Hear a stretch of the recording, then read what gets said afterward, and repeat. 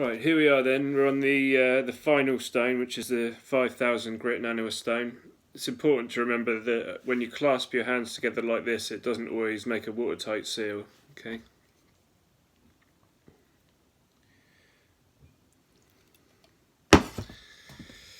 Right, same again then. Feel for the burr. Okay, start off on this side then.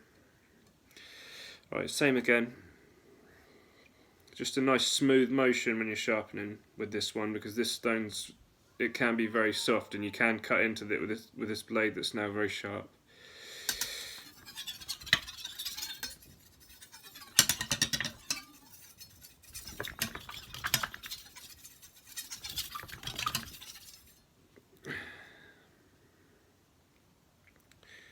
Okay, you'll notice you spend less and less time on these stones as you go up through the grits as well.